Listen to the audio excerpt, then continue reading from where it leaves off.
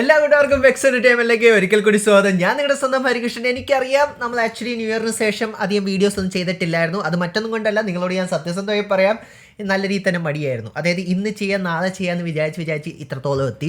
പക്ഷെ എന്താണെങ്കിലും ഇനി അങ്ങനത്തെ ഡിലേസ് ഒന്നും നമ്മുടെ ഭാഗത്തുനിന്ന് എന്താണെങ്കിലും ഉണ്ടാകാൻ പോകുന്നില്ല. അത് ഞാൻ നിങ്ങൾക്ക് ആദ്യമേ ഒരു പ്രോമിസ് തന്നേക്കാം. സോ ഇന്ന് നമ്മളിവിടെ നോക്കാൻ പോകണം, നമുക്ക് ഹോളിവുഡ് ന്യൂ ഇയർ പ്രമാണിച്ച് നമുക്ക് ഒത്തിരിയധികം കുറേയധികം കോൺട്രവേഴ്സ്യൽ ആയിട്ടുള്ള കുറേ ന്യൂസും കാര്യങ്ങളെല്ലാം നമുക്ക് ലഭിച്ചിട്ടുണ്ട്.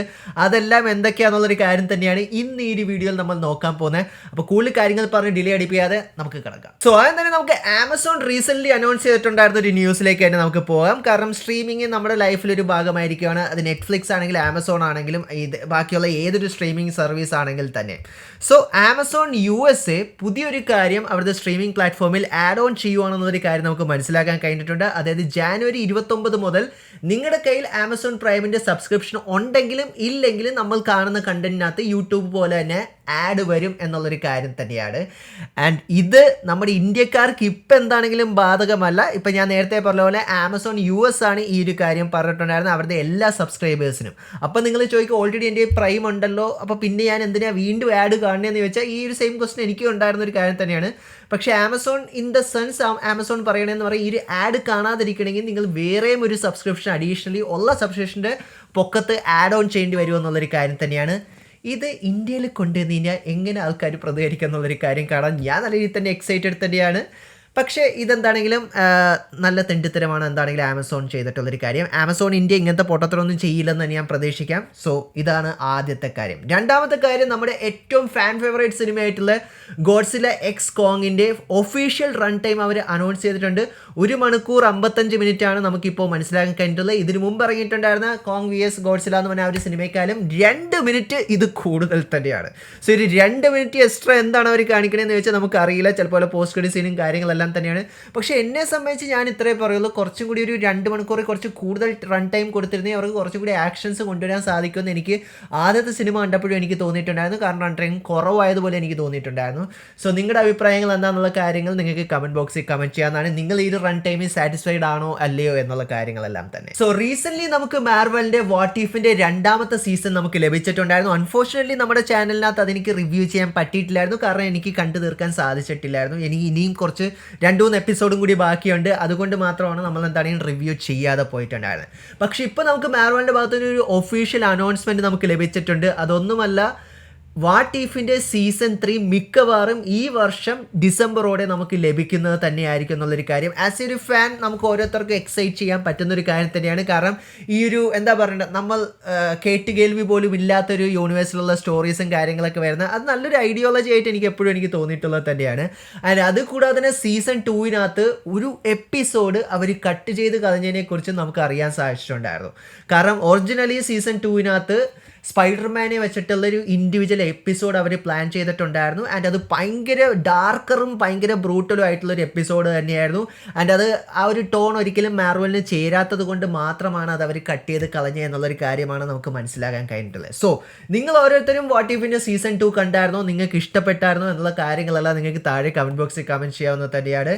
ഇനി നമുക്ക് സ്നൈഡറിൻ്റെ ഭാഗത്തേക്ക് പോകാം. റീസെൻ്റ്ലി ഒരു ഇൻ്റർവ്യൂവിനകത്ത് സ്നൈഡർ എല്ലാവരോടും പറയുന്നൊരു കാര്യം തന്നെയാണ്. കാരണം എന്ന് പറഞ്ഞാൽ സൂപ്പർ ഹീറോ ജോൺറ എന്ന് പറയുന്നൊരു എറ എൻഡ് ചെയ്തു എന്നാണ് സ്നൈഡർ ഇപ്പം എല്ലാവരോടും പറയുന്നത്. കാരണം എന്ന് പറഞ്ഞാൽ ഇപ്പം ആർക്കും സൂപ്പർ ഹീറോ ഫിലിംസ് എന്ന് കേൾക്കുമ്പോഴത്തേക്കും അത്രയ്ക്ക് വലിയ ഹൈപ്പൊന്നുമില്ല പണ്ടത്തെ പോലെ തന്നെ. അതുകൊണ്ട് തന്നെ സൂപ്പർ ഹീറോ എറ എന്നുള്ളൊരു കാര്യത്തിനകത്ത് പ്രത്യേകിച്ചൊരു പുതുമ കൊണ്ടുവന്നില്ലെങ്കിൽ അത് മൊത്തത്തോടെ ആ ഒരു എറ എൻഡ് ചെയ്യുമെന്നാണ് സ്നൈഡറിൻ്റെ അഭിപ്രായത്തിൽ പറയുന്നത്. അതുകൂടാതെ തന്നെ ഒരു സൂപ്പർ ഹീറോസ് വന്നതിൻ്റെ കൂടെ തന്നെയാണ് എല്ലാവർക്കും കണക്റ്റഡ് യൂണിവേഴ്സ് ഉണ്ടാക്കാൻ തുടങ്ങിയിട്ടുണ്ട്. അത് മാർവലാണ് സ്റ്റാർട്ട് ചെയ്ത് വെച്ചിട്ടുണ്ടായിരുന്നത്. ഇപ്പം നമ്മുടെ ഇന്ത്യൻ സിനിമാസിലേക്ക് നോക്കിയാലും നമുക്ക് സിനിമാറ്റിക് യൂണിവേഴ്സ് നമുക്ക് കാണാൻ സാധിക്കുന്നത് തന്നെയാണ്. സോ സ്നൈഡറിൻ്റെ അഭിപ്രായത്തിൽ പുള്ളിക്കാരൻ പറയുന്ന ഈ ഒരു സിനിമാറ്റിക് യൂണിവേഴ്സ്, അതായത് ഈ കണക്റ്റഡ് സിനിമാറ്റിക് യൂണിവേഴ്സും സൂപ്പർ ഹീറോ ജോൺറയൊക്കെ മരിച്ചുകൊണ്ടിരിക്കുക തന്നെയാണ്. ഇനിയിപ്പോൾ കുറച്ച് കാലം കൂടി കഴിഞ്ഞ് അതിൻ്റെ ഹൈപ്പ് മൊത്തത്തോടെ നിൽക്കുമെന്നാണ് പറയുന്നത്. സോ നിങ്ങൾ സ്നൈഡറായിട്ട് എഗ്രി ചെയ്യുന്നുണ്ടോ, അതോ സ്നൈഡർ DC-യിൽ പുതിയ സിനിമ ചെയ്യാൻ സാധിക്കാത്തതുകൊണ്ട് പുള്ളിക്കാരൻ പറഞ്ഞിട്ടുണ്ടായിരുന്നു, പുള്ളിക്കാരൻ്റെ എന്താ പറയേണ്ടത് ആ ഒരു സങ്കടം പുള്ളിക്കാരൻ പറഞ്ഞതാണോ എന്നുള്ള കാര്യങ്ങളെല്ലാം നിങ്ങൾക്ക് താഴെ കമൻറ്റ് ബോക്സിൽ കമൻറ്റ് ചെയ്യാതാണ്. സോ ഇനി നമുക്ക് മാർവലിൻ്റെ അപ്കമിങ് സീരീസ് ആയിട്ടുള്ള ഡെയർഡെവിൾ ബോൺ അഗൈനെ കുറിച്ച് വേറെ കുറേ ന്യൂസ് നമുക്ക് ലഭിച്ചിട്ടുണ്ട്. അതായത് മാർവൽ ഇപ്പോൾ പറയുന്നത് എന്താണെന്ന് ചോദിച്ചു കഴിഞ്ഞാൽ അതിനകത്ത് നമുക്ക് കാണാൻ സാധിക്കുന്ന കിൻ പിൻ, നേരത്തെ നിങ്ങൾ നെറ്റ്ഫ്ലിക്സിൻ്റെ സീരീസ് കണ്ടിട്ടുണ്ടെങ്കിൽ നിങ്ങൾക്ക് അറിയാൻ പറ്റും കിൻ പിൻ ആയിരുന്നു അതിനകത്തുണ്ടായിരുന്ന മെയിൻ വില്ലൻ. ആൻഡ് കിൻ പിൻ ആയിരിക്കും അവരുടെ ഗ്രൗണ്ട് ലെവൽ താനോസ് ആയിട്ട് വർക്ക് ചെയ്യുന്നത് എന്നുള്ളൊരു കാര്യമാണ് മാർവൽ അനൗൺസ് ചെയ്തിട്ടുള്ളത്. അങ്ങനെ ആലോചിച്ചിട്ട് നിങ്ങളൊന്ന് ആലോചിച്ച് നോക്കുക. കാരണം എന്താ പറഞ്ഞാൽ ആ ഒരു ഫ്രാഞ്ചൈസിയിലെ താനോസ് ആണ് കിൻ പിൻ എന്നാണ് മാർവൽ ഇത് പറഞ്ഞുകൊണ്ട് വിശേഷിപ്പിക്കുന്നത്. അതാണ് ഗ്രൗണ്ട് ലെവൽ താനോസ്. അത് കൂടാതെ നമുക്ക് വേറെ കുറച്ച് കാര്യങ്ങൾ കൂടി നമുക്ക് മനസ്സിലാക്കാൻ കഴിഞ്ഞിട്ടുണ്ട്. ഇതിനകത്ത് കിൻ പിൻ മാത്രമായിരിക്കില്ല, മറ്റൊരു വില്ലനും കൂടി ഉണ്ടാവും. ആ വില്ലൻ്റെ പേരാണ് മ്യൂസ്. നിങ്ങൾ ഗൂഗിൾ ഇറ്റ് ചെയ്ത് കഴിഞ്ഞാൽ നിങ്ങൾക്ക് ഈസി ആയിട്ട് തന്നെ മനസ്സിലാക്കാൻ പറ്റും ആരാണ് മ്യൂസ് എന്നുള്ളൊരു കാര്യം തന്നെ. സോ മ്യൂസും കൂടി നമുക്ക് എന്താണ് ഡെയർ ഡെവിൾ ബോൺ അഗൈനകത്ത് നമുക്ക് കാണാൻ സാധിക്കുമെന്നാണ് നമുക്ക് ഇപ്പോൾ മനസ്സിലാക്കാൻ കഴിഞ്ഞിട്ടുള്ളത്. ഞാൻ ഡിസ്നിയോട് പറയുന്നുള്ളൂ, ഷീ ഹൽക്കിനകത്ത് ഡെയർ ഡെവിളിനെ കൊണ്ട് നിങ്ങൾ എന്താ പറയണ്ടേ തൊലച്ചതുപോലെ ആക്കരുത് ഈ ഒരു സീരീസ് എന്ന് മാത്രമേ എനിക്ക് ഒരേ ഒരു അപേക്ഷയുള്ളൂ. അത് പറയുമ്പോൾ തന്നെ നമ്മൾ ആരും അത്രയ്ക്ക് എക്സൈറ്റഡ് പോലും അല്ലാതിരുന്നിട്ടുണ്ടായിരുന്ന ഒരു സീരീസ് ആയിട്ടുള്ള മാർവലിൻ്റെ എക്കോ ഈ ആഴ്ച റിലീസ് ചെയ്യുന്നത് തന്നെയായിരിക്കും.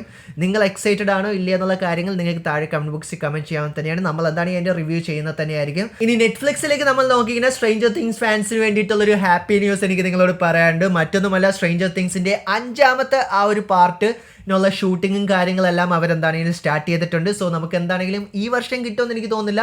അടുത്ത വർഷത്തോടെ നമുക്ക് അതിൻ്റെ റിലീസ് നമുക്ക് പ്രതീക്ഷിക്കാമെന്നാണ് എനിക്ക് പറയാനുള്ളത്. അതുകൂടാതെ തന്നെ അർക്കെയിൻ സീരീസ് ഫാൻസിനോട് അതിൻ്റെ ഒരു ചെറിയൊരു ക്ലിപ്പ് നമുക്ക് കഴിഞ്ഞ ദിവസം നമുക്ക് ലഭിച്ചിട്ടുണ്ടായിരുന്നു. ആൻഡ് അതുകൂടാതെ തന്നെ അർക്കെയിൻ്റെ പുതിയ സീസൺ നമുക്ക് എന്താണെങ്കിലും നവംബറിലും നമുക്ക് ലഭിക്കാൻ പോകുന്നത് തന്നെയാണ്. സോ ഇത്രയും കാര്യങ്ങൾ തന്നെയാണ് നെറ്റ്ഫ്ലിക്സിൻ്റെ പുതിയ സീരീസുകളെ കുറിച്ച് നമുക്ക് പറയാൻ സാധിക്കുന്ന കാര്യം. സോ ഇനി നമുക്ക് ജെയിംസ് ഗണ്ണിൻ്റെ DC-യിലേക്ക് പോകാം. ആൻഡ് DC-യിലേക്ക് നോക്കിക്കഴിഞ്ഞാൽ നമുക്ക് കുറേയധികം പുതിയ കാര്യങ്ങൾ നമുക്ക് ജെയിംസ് ഗണ്ണിൻ്റെ കയ്യിൽ നിന്ന് തന്നെ നമുക്ക് മനസ്സിലാക്കാൻ കഴിഞ്ഞിട്ടുണ്ട്.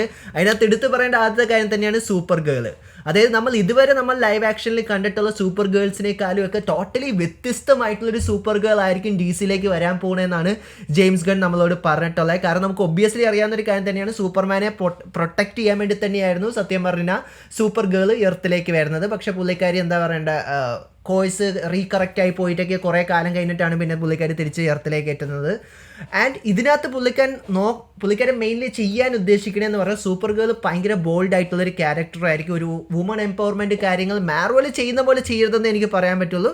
പക്ഷേ എന്നാലും അതായത് ഒരു ടോട്ടലി ഒരു ഇൻഡിപെൻഡൻ്റ് ആയിട്ടുള്ള ഒരു സൂപ്പർ ഗേളിൻ്റെ ഒരു ക്യാരക്ടറായിരിക്കും നമുക്ക് കാണാൻ പറ്റുന്നതെന്നാണ് ജെയിംസ് ഗണ്ണിൻ്റെ ഭാഗത്ത് നിന്ന് നമുക്ക് മനസ്സിലാക്കാൻ കഴിഞ്ഞിട്ടുള്ളത്. ആൻഡ് അതുകൂടാതെ തന്നെ ജെയിംസ് ഗൺ റീസെൻ്റ്ലി ബാറ്റ്മാൻ 2ൻ്റെ സ്റ്റോറി പുള്ളിക്കാരൻ കേട്ടിട്ടുണ്ടായിരുന്നുള്ളൊരു കാര്യങ്ങളും പുള്ളിക്കാരൻ കൺഫേം ചെയ്തിട്ടുണ്ടായിരുന്നു. ആൻഡ് അതുകൊണ്ട് തന്നെ നമുക്ക് വേറെ കുറേ പുതിയ കാര്യങ്ങൾ ആ ഒരു സിനിമയെക്കുറിച്ച് മനസ്സിലാക്കാൻ കഴിഞ്ഞിട്ടുണ്ട്. മറ്റൊന്നുമല്ല, 2 ക്യാരക്ടേഴ്സ് ആ ഒരു സിനിമയ്ക്കകത്ത് വരുന്നത് കാര്യം തന്നെ.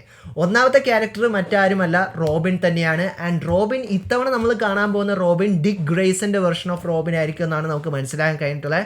ആൻഡ് അത് കൂടാതെ തന്നെ ഹഷ് എന്ന് പറഞ്ഞിട്ടുള്ള ബാറ്റ്മാൻ്റെ വൺ ഓഫ് ദ കിഡിലൻ വില്ലനെയും കൂടി നമുക്ക് ബാറ്റ്മാൻ 2 സിനിമയ്ക്കകത്ത് കാണാൻ കഴിയുമെന്നാണ് നമുക്ക് മനസ്സിലാക്കാൻ കഴിഞ്ഞിട്ടുള്ളത്. ഇനി ഹഷ് ആരാന്നുള്ളൊരു കാര്യം ഞാൻ കൂടുതൽ പറയുന്നില്ല, കാരണം പറഞ്ഞാൽ തന്നെ സ്പോയിലറായി പോകുന്ന ഒരു കാര്യം തന്നെയാണ്. അപ്പോൾ നിങ്ങൾക്ക് ഉണ്ടാകുന്ന വലിയൊരു ക്വസ്റ്റ്യൻ തന്നെയായിരിക്കും. കാരണം ലാസ്റ്റ് ഇറങ്ങിയ ബാറ്റ്മാൻ സിനിമയുടെ എൻഡിങ്ങിനകത്ത് നമ്മൾ ജോക്കറിനെ കണ്ടിട്ടുണ്ടായിരുന്നു. സോ ജോക്കർ എവിടെ പോയെന്ന് ചോദിച്ചിട്ട് അതിന് പ്രത്യേകിച്ചൊരു ആൻസർ നമുക്കിപ്പോൾ ലഭിച്ചിട്ടില്ല.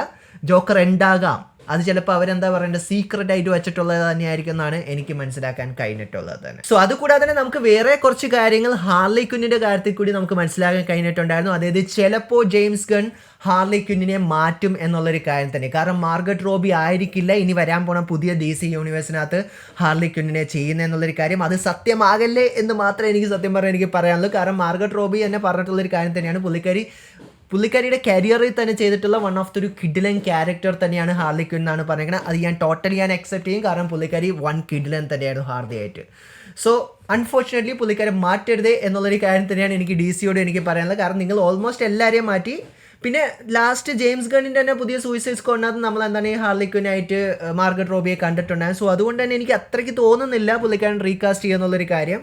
നമുക്ക് എന്താണെങ്കിലും അങ്ങനെ ചെയ്യരുത് എന്ന് തന്നെ നമുക്ക് പ്രതീക്ഷിക്കാം. ഇനി നമുക്ക് മാർവലിലേക്ക് പോകാം. റീസെന്റ് നമ്മൾ ഓരോരുത്തരും അറിഞ്ഞിട്ടുണ്ടായിരുന്ന ഒരു കാര്യം തന്നെയാണ്, കാങ് ദ കോൺക്കറിനെ ചെയ്തിട്ടുണ്ടായിരുന്ന ജോണതൻ മേജേഴ്സ് എന്ന് പറഞ്ഞ ആ ഒരു ആക്ടറിനെ അവർ മാർവൽ ഫയർ ചെയ്തിട്ടുള്ള കാര്യങ്ങൾ തന്നെ, പുള്ളിക്കാരൻ്റെ കേസും കാര്യങ്ങളും കോൺട്രവേഴ്സി എല്ലാം നമുക്ക് അറിയാവുന്ന ഒരു കാര്യം തന്നെയാണ്. സോ അപ്പോൾ ആ ഒരു ടൈമിലുണ്ടായിരുന്ന ഏറ്റവും വലിയ ആൾക്കാർക്കുണ്ടായിരുന്ന ഡൗട്ട് തന്നെയാണ് പുള്ളിക്കാരനെ റീകാസ്റ്റ് ചെയ്യോ അതോ ഡൂം വന്നിട്ട് ഈ ഒരു ക്യാരക്ടറിനെ മൊത്തത്തോടെ അതായത് മാറ്റിമറിക്കുകയോ എന്നുള്ളൊരു കാര്യം തന്നെ. കാരണം ഡൂം വന്ന് റീപ്ലേസ് ചെയ്ത് കഴിഞ്ഞാൽ സംഭവിക്കാൻ വലിയൊരു കാര്യം എന്ന് പറഞ്ഞാൽ കാങ് ഡൈനാസ്റ്റി എന്ന് പറഞ്ഞാൽ ആ ഒരു സിനിമ തന്നെ അവർക്ക് സ്ക്രാപ്പ് ചെയ്യേണ്ടി വരും. പക്ഷെ ഇപ്പോൾ നമുക്ക് മനസ്സിലാക്കാൻ കഴിഞ്ഞിട്ടുള്ള മാർവൽ വേറൊരു പ്ലാനാണ് അവർ ഉദ്ദേശിക്കുന്നത്. അവർ മിക്കവാറും ചിലപ്പോൾ കാങ്ങിനെ റീകാസ്റ്റ് ചെയ്യാൻ തന്നെയാണ് സാധ്യത വളരെ കൂടുതൽ തന്നെ. ആൻഡ് അത് ഏത് ആക്ടറാന്ന് ചോദിച്ചു കഴിഞ്ഞാൽ കോൾമാൻ ഡൊമിംഗോ എന്ന് പറഞ്ഞിട്ടുള്ള ഒരു ആക്ടർ ആയിരിക്കാം മാർവലിൻ്റെ ഫസ്റ്റ് ചോയ്സിലുള്ള എന്നാണ് നമുക്ക് മനസ്സിലാക്കാൻ കഴിഞ്ഞിട്ടുള്ളത്. പുള്ളിക്കാരനെ നിങ്ങൾ ഫിയർ ദ വാക്കിംഗ് ഡെഡ് എന്ന് പറഞ്ഞിട്ടുള്ള സീരീസ് എല്ലാം കണ്ടിട്ടുണ്ടെങ്കിൽ നിങ്ങൾക്ക് മനസ്സിലാക്കാൻ പറ്റും. വൺ ഓഫ് ദ ഒരു കിഡിലനായിട്ടുള്ളൊരു ക്യാരക്ടർ തന്നെയാണ്. ഏകദേശം നമ്മുടെ ജോണതൻ മേജേഴ്സിനെ പോലെ തന്നെ ഇരിക്കും. സോ എന്താണ് നിങ്ങളുടെ അഭിപ്രായം? കാരണം മാർവലിനെ വെച്ച് നമ്മൾ നോക്കുകയാണെങ്കിൽ അത് റീകാസ്റ്റ് ചെയ്യുന്നതാണ് സത്യം പറഞ്ഞാൽ അവർക്ക് സേഫ് സോണിൽ കളിക്കാൻ പറ്റുന്നൊരു കാര്യം. കാരണം ഇല്ലെങ്കിൽ അവരുടെ മൊത്തത്തോടെ ടൈം ലൈനും സ്റ്റോറിയൊക്കെ അവർക്ക് തിരുത്തേണ്ടി വരും. സോ മേ ബി അതാണ് കുറച്ചും കൂടി ഒരു പ്രാക്ടിക്കലായിട്ട് ചെയ്യാൻ പറ്റുന്നൊരു കാര്യമായിട്ട് എനിക്ക് പേഴ്സണലി എനിക്ക് തോന്നിയിട്ടുള്ളത് തന്നെ. സോ ഇതെല്ലാം തന്നെയാണ് നമുക്കിപ്പോൾ ഏകദേശം മാർവലിൻ്റെ ഭാഗത്തുനിന്നും ഡി സിയുടെ ഭാഗത്തുനിന്നും അതുകൂടാതെ തന്നെ ഹോളിവുഡിൽ ഇപ്പോൾ സംഭവിക്കുന്ന കുറേ പുതിയ ന്യൂസ് കാര്യങ്ങളെല്ലാം നമുക്ക് മനസ്സിലാക്കാൻ കഴിഞ്ഞിട്ടുള്ളത്. നിങ്ങൾ ഇതിനകത്ത് ഏത് ന്യൂസാണ് നിങ്ങൾ എക്സൈറ്റഡ് ആയിട്ടുള്ളത്, അല്ലെങ്കിൽ ഏത് സിനിമയ്ക്ക് വേണ്ടിയിട്ടാണ് നിങ്ങൾ ആക്ച്വലി എക്സൈറ്റഡ് ആയിട്ടുള്ളത്? നിങ്ങൾക്ക് എന്താണ് ഇനി 2024 നമ്മുടെ ഹോളിവുഡിൽ നിന്ന് കാണാൻ താല്പര്യമുള്ളത് എന്നുള്ള കാര്യങ്ങളെല്ലാം താഴെ നിങ്ങൾക്ക് കമൻറ്റ് ബോക്സിൽ കമൻറ്റ് ചെയ്യാൻ തന്നെയാണ്. വീഡിയോ ഇഷ്ടപ്പെട്ടാൽ ലൈക്കും ഷെയറും ചെയ്യാൻ തന്നെയാണ്, ഇഷ്ടപ്പെട്ടെങ്കിൽ നിങ്ങൾക്ക് ഡിസ്ലൈക്ക് ചെയ്യാൻ തന്നെയാണ്. So stay safe guys, stay awesome, see guys next episode.